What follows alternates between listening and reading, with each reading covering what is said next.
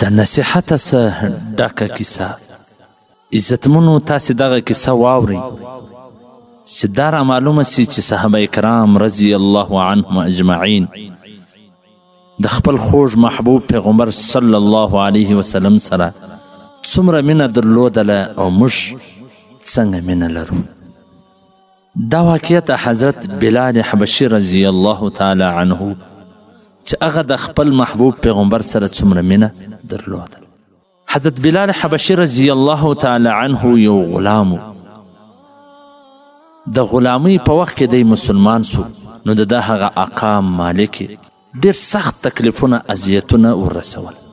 د ده در خوله به صرف د احد آواز راوتی، نور څه نه. د ده د دغه تکلیفونو په بدل کې الله جل جلاله د ده په نصیب کې د مسجد نبوي اذان وکړي. د ته د سید المؤذنین و د ته وایي، یعنی د ټولو مؤذنونو اذان کوونکی سردار. هر وخت به د مسجد نبوي اذان کاوی. کله چې نبی کریم صلی الله علیه وسلم وفات سو، د دې دنیا څخه سترګې پټې کړې. دی ډېر زیات په غمجن سو. زړه به هر وخت راتنګېدی.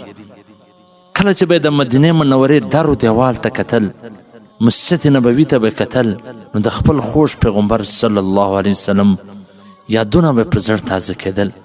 دومره په مدینه منوره کې تنګ سو. بیا تا به ویله چې د ده پر سینه باندې یو لوی غر پروت دی. د دغه غم او خفګان د کمولو دپاره د مدینې منورې څخه سفر وکړي، د شام طرف ته ولاړې او هلته اوسېدو. څو میاشتې وروسته نبی کریم صلی الله علیه وسلم په خوب ویني.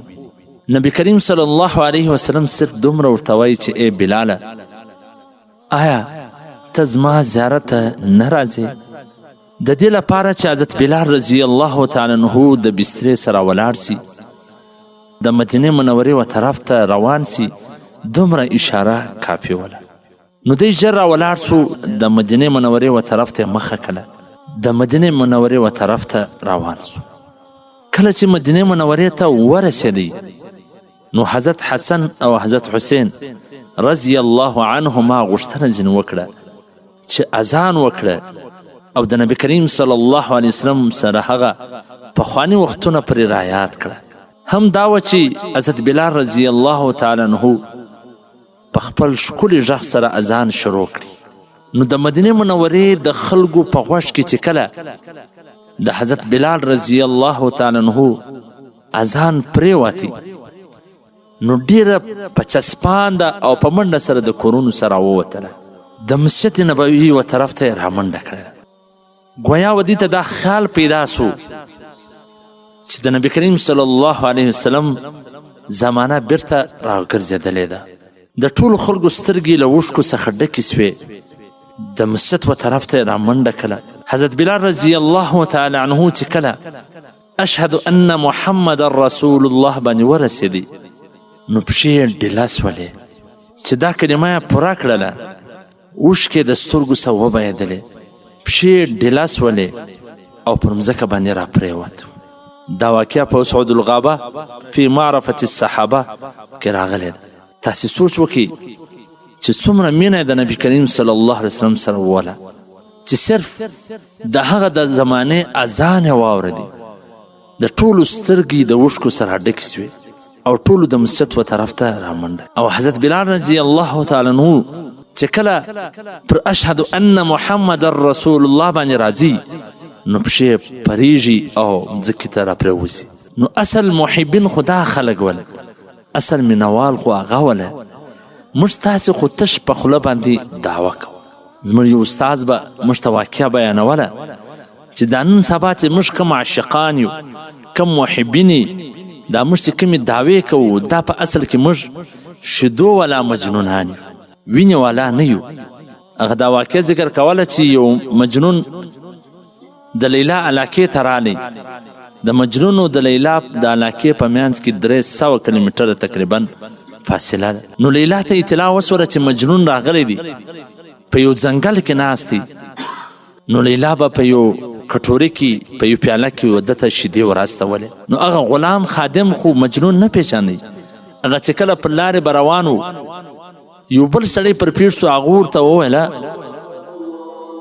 نو هغه سړی په لاره کې پر پیښ سو ورته وویل چې چیرې روان یې ده ورته وویل چې دغه شیدې مې مجنون ته اخیستې دي هغه په پوه سو چې دی خو مجنون نه پیژني نو هغه ته یې وویل چې مجنون خو زه یم هغه وویل چې ته یې نو ونیسه دا شیدې وخوره خیر دغه سړی ورسره پوه سو چې هر وخت به غلام شیدې راخیستې وي دی به پر لاره کې ورته مخه سو نو ورته وبویل چې مجنون خود نو هغه به شیدې جواسې خوړلې په وخت تېرېدو سره ولیلا ته شک پیدا سو چې هسې نه چې دا زما غلام چا دوکه کړې وي دا خادم نو د امتحان د اخیستلو دپاره هغه ټوکرۍ خالي ورکړله هغه لوښي چې شیدې خو دې ډېرې وخوړې نو اوس د هر جوړه څه په دې لوښي کې وینه واچوه هغه خادم غلام چې را روان سو خالي لوښي ټوکرۍ یې راواستله هغه سړی په لاره کې په مخه ورل هغه خو د شیدو په انتظار و چې شیدې به اوس راوړي خو غلام خالي ټوکرۍ ورته ونیوی چې ونیسه لیلا وله چې د هر جوړه څه په دې کې شیدې واچوه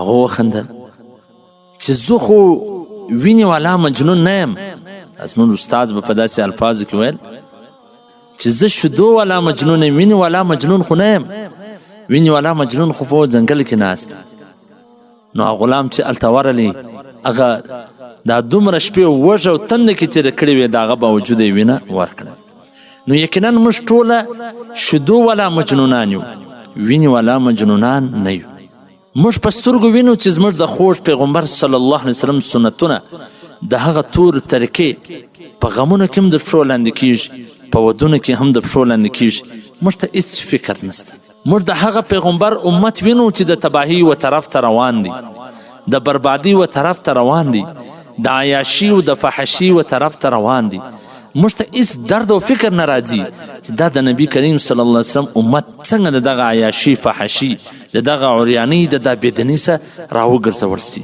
هېڅ غم درد زموږ سره نشته صرف تش په خوله باندې دعوه کوو چې موږ عاشقان یو او موږ مینوال یو بس صرف د نبي کریم صلی الله علیه وسلم د سنتو په نامو باندې خپل خوراکونه دي او خپل نسونه او جیبونه ګرموو شاعر وای عشق بازی وہ کرے جو جان کی بازی کر سکے تن کے کپڑے بیچ کر محبوب کو راضی کر سکے عشق او مینه محبت هغه څوک کوي چې هغه خپل ځان ورکولی سي د خپل تن کپړې د خپل بدن لباس خرڅ کړي خو خپل محبوب په راضي کړي موږ ناولده عشق او مینه لرو چې د محبوب پر سر باندې خپل خوراکونه او خپل جیبونه ګرموو الله دې موږ پوکي الله دې موږ ته هدایت وکړي الله دې د هغه صحابه کرام رضی الله عنهم اجمعین د مینې او محبت څخه لږ څه نه څه حصه موږ ته هم را په نصیب کړي چې خپل پیغمبر او د هغه امت وپېژنو والسلام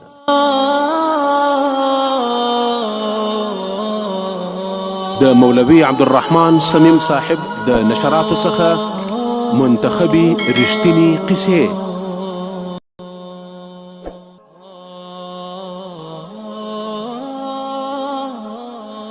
د نورو دا قسمه معلوماتي ویډیوګانو دپاره زموږ چینل سبسکرایب کړئ او د ګنټې نشان کلیک کړئ چې زموږ نوې ویډیوګانې تاسو ته په وخت در ورسیږي.